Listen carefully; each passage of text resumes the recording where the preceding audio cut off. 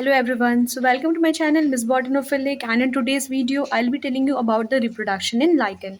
तो आज की वीडियो में हम लोग रिप्रोडक्शन पढ़ेंगे लाइकन्स में और इस वीडियो में मैं एसेक्सुअल और वेजिटेटिव रिप्रोडक्शन दोनों को कवर करने वाली हूँ और सेक्सुअल रिप्रोडक्शन के लिए I will making the next video because video बहुत लेंदी हो जाएगी और इससे क्या होता है कि इंटरेस्ट भी बहुत कम हो जाता है लोगों का। तो जनरली क्या है कि मैं वीडियो को हाफ पार्ट पे तोड़ूंगी, यहाँ पे मैं वेजिटेटिव और एसेक्सुअल के बारे में एक्सप्लेन कर दूंगी और सेक्सुअल रिप्रोडक्शन पे I will making a separate video, okay? So if you are new to my channel then please subscribe, and if you are the older one do like and share as much as you can. So now without wasting time let's get started. First of all let's talk about the vegetative reproduction. So what I have written here in vegetative reproduction, इसका जो पहला mode होता है वो होता है fragmentation का। When thallus break into fragments due to accidental injury, here each part is capable of growing normally into a thallus। अब देखो फ्रेगमेंटेशन क्या बोलता है, फ्रेगमेंट मतलब होता है छोटे छोटे टुकड़ों में टूट जाना। तो जो लाइकन का थैलस होता है वो क्या होता है, कभी कभी एक्सीडेंटली क्या होता है वो छोटे छोटे टुकड़ों में टूट जाता है। उसमें से हर एक जो टुकड़ा होता है यानी कि जो फ्रेगमेंट होता है उसके पास कैपेबिलिटी होती है एक नया थैलस बनाने की। तो इसको हम बोलते हैं कि वेजिटेटिवली ये फ्रेगमेंटेशन के थ्रू रिप्रोड्यूस कर सकता है। वैसे ही वेजिटेटिव रिप्रोडक्शन में सेकेंड मेथड आता है death of the older part.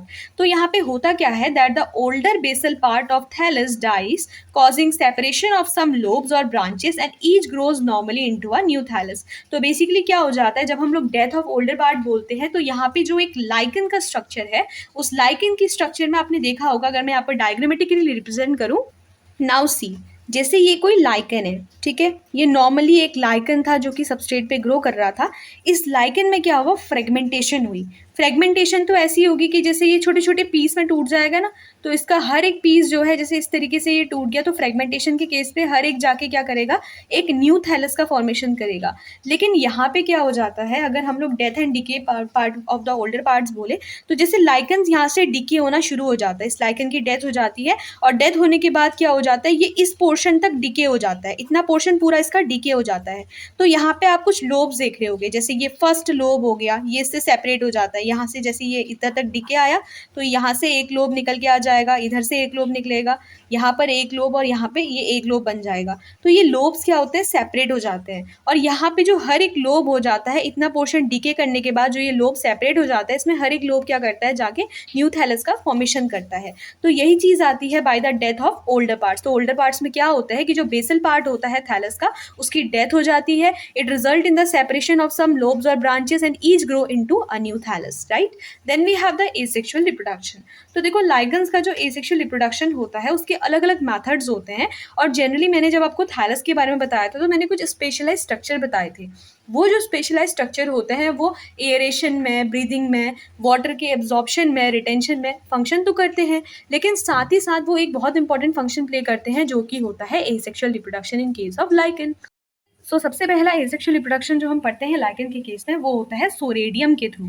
तो सोरेडियम क्या होता है, यहाँ पे मैंने इसका एक डिटेल नोट लिखा है। कभी कभी एग्जाम्स में क्या होता है कि सेपरेटली भी क्वेश्चन आ जाते हैं कि 5 मार्क्स के, 6 मार्क्स के, कि भाई बताओ सोरेडियम क्या होता है, सिफिलोडियम क्या होता है, इसीडियम क्या होता है। कभी कंबाइंड क्वेश्चन में तो आ जाएगा एसेक्सुअल रिप्रोडक्शन, तो वहाँ आप मेंशन कर सकते हो थोड़ा बहुत इंपॉर्टेंट पॉइंट्स, लेकिन अगर इंडिविजुअल आ जाता है तो वहाँ पे फंस जाते हैं। तो एटलीस्ट हर एक एसेक्सुअल रिप्रोडक्शन का जो मोड है उसके अंदर आपको थोड़ा बहुत पता होना चाहिए, ठीक है।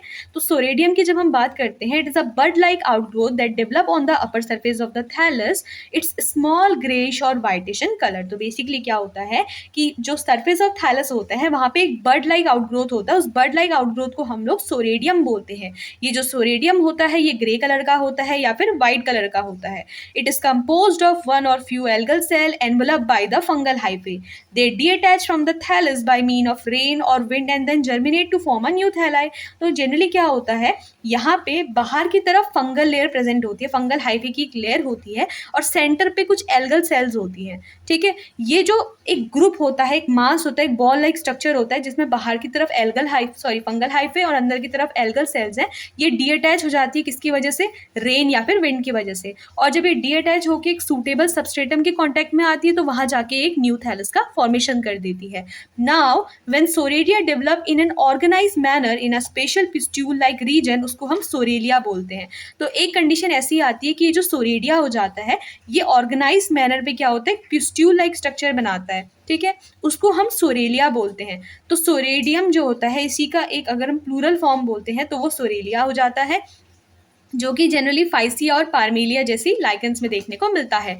अब यहाँ पे अगर हम सोरेडियम और फाइसिया के बारे में बोलते हैं, तो अब यहाँ पे देखो डायग्रामेटिक रिप्रेजेंटेशन बताया है। मैंने आपको क्या बोला कि बाहर की तरफ ये ब्लैक कलर की फंगल सेल्स प्रेजेंट होती हैं, ये फंगल हाइफे हो गई, क्योंकि फंजाई में सेल्स थोड़ा होती है, उसमें हाइफे प्रेजेंट रहता है, तो ये फंगल हाइफे हो जाती हैं। और इस सेंटर पे कुछ एल्गल सेल्स होती है, ये 1 भी हो सकती है, 2 भी हो सकती है, या फिर 3 हो सकती है, लेकिन ये फंगल हाइफे के रिस्पेक्ट में हमेशा लेस अमाउंट पे प्रेजेंट रहेगी। ठीक है, तो इतना समझ में आया कि सोरेडियम क्या होता है, एक बर्ड लाइक आउटग्रोथ जो कि थैलस के अपर सरफेस पे प्रेजेंट रहती है, जहाँ पे सेंटर पे एल्गी और बाहर की तरफ फंगल हाइफे प्रेजेंट रहते हैं।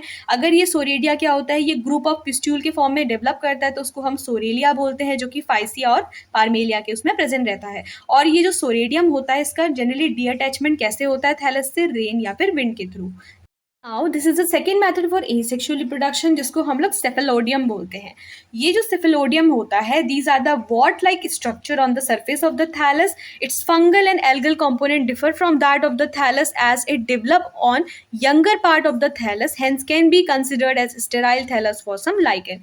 तो ये थोड़ा सा आपको स्टेटमेंट कंफ्यूजिंग लग रहा होगा, इसका मतलब होता क्या है। देखो पहले आप समझो कि सेफेलोडियम जो है वो वॉर्ड लाइक स्ट्रक्चर है, सोरेडियम क्या थे, वो बर्ड लाइक स्ट्रक्चर थे। ये वॉर्ड्स की तरह दिखने वाले स्ट्रक्चर हो जाते हैं, जो कि थैलस की सरफेस पे प्रेजेंट रहते हैं।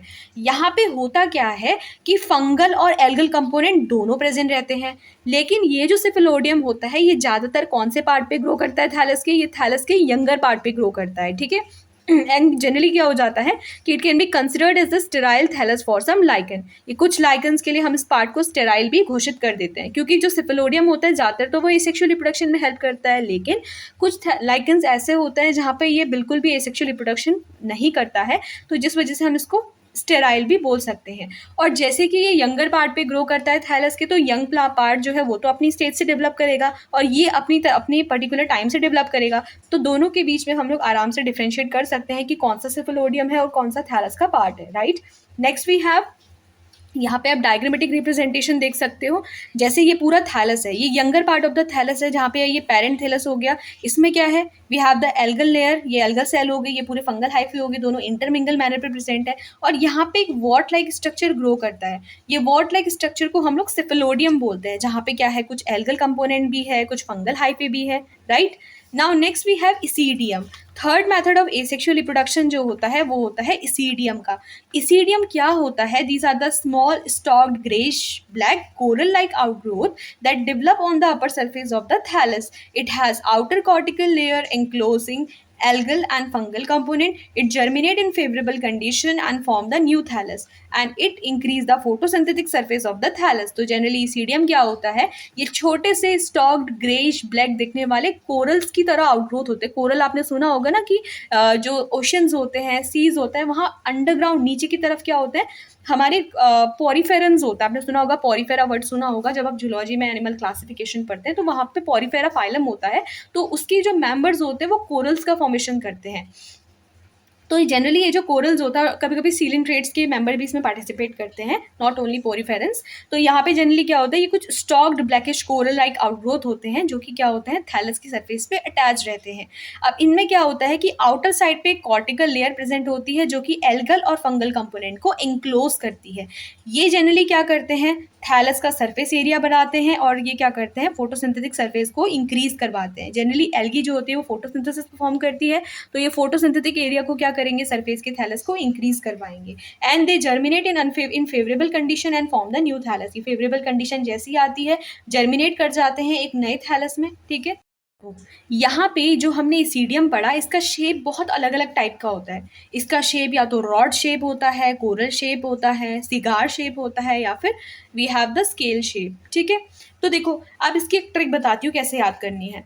आर फॉर रोज होता है, उससे पहले क्या आ जाता है, पी फॉर पिकॉक आ जाता है। तो रॉड शेप जो होता है पार्मेलिया में देखा जाता है, जो कोरल शेप होता है वो पेल्टिगेरा में देखा जाता है। सिगार को जनरली हम बोलते हैं कि वी शुड अवॉइड सिगार, तो सिगार शेप जो होता है वो ओस्निया में देखा जाता है।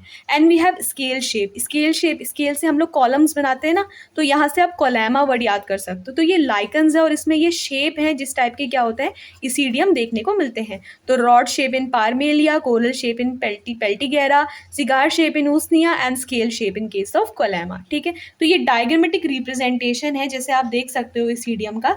ये पर्टिकुलर नॉर्मल थैलस है, जहाँ पे fungal cell algal cell mix way पे प्रेजेंट है, और और ये वॉट लाइक स्ट्रक्चर देख रहे हो ऊपर की तरफ, बर्ड लाइक स्ट्रक्चर या कोरल लाइक आउटग्रोथ जिसको हम कह रहे हैं, तो ये कोरल आउटग्रोथ क्या है, this is the isidium, right. Next we have pycnidiospores, ये लास्ट मेथड होता है एसेक्सुअल रिप्रोडक्शन का। देखो पिक्नीडियोस्पोर्स क्या होते हैं, they are formed in the flask shape pycnidia, they form hyphae on germination that further forms lichens when it come in contact with suitable algal partner.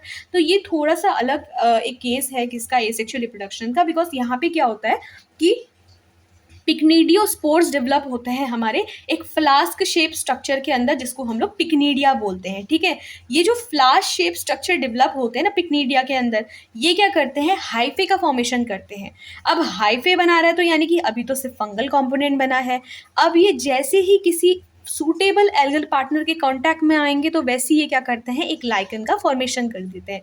तो पिक्नीडियोस्पोर्स से इनिशियली तो फंजाई बनता है, उसका हाइफे बनता है, लेकिन जब ये हाइफे किसी एल्गल पार्टनर के कांटेक्ट में आ जाएगा तो तब जाके लाइकन्स का फॉर्मेशन हो जाएगा। तो ये आता है पिक्नीडियोस्पोर्स के अंदर। तो अगर आपका एग्जाम में आता है कि आप क्या लिखे about the reproduction in case of lichens, जहाँ पे इस पर्टिकुलर पार्ट में मैंने आपको वेजिटेटिव और एसेक्सुअल रिप्रोडक्शन के बारे में बताया।